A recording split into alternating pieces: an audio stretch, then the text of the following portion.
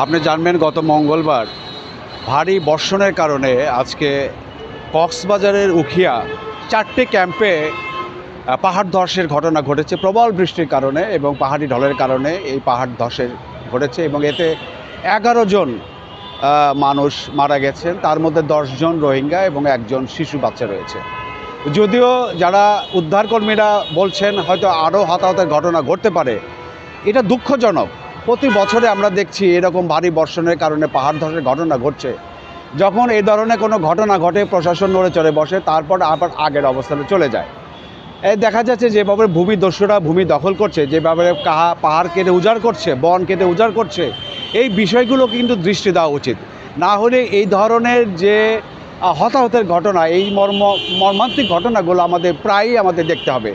এই বর্ষার সময় দেখা যায় যে বর্ষার কারণে পাহাড় ধস ঘটছে, ভারী বর্ষণের কারণে পাহাড় ধস হচ্ছে, কিন্তু পাহাড়ের মানুষগুলোকে সচেতন করা এবং পাহাড় সংরক্ষণের জন্য যে প্রয়োজনীয় উদ্যোগ গ্রহণ করা, এটা যখন ঘটনা ঘটে তখন আমরা দেখি তারপরেও আবার থেমে যায়। আমরা চাই সংশ্লিষ্টরা এই বিষয়গুলো কঠোর দৃষ্টিতে দেখবেন এবং এগুলো কঠোরভাবে মনিটরিং করবেন এবং ভূমিদস্যু পাহাড়দস্যু যারা আছেন তাদের অপতৎপরতা রোধ করবেন। যদি ভাই আমরা রোধ করতে না পারি তাহলে কিন্তু আমাদের এই অকাল মৃত্যু আমাদের প্রতি বছরই দেখতে হবে এবং এটা খুবই দুঃখজনক এবং মর্মান্তিক বলে মনে করি।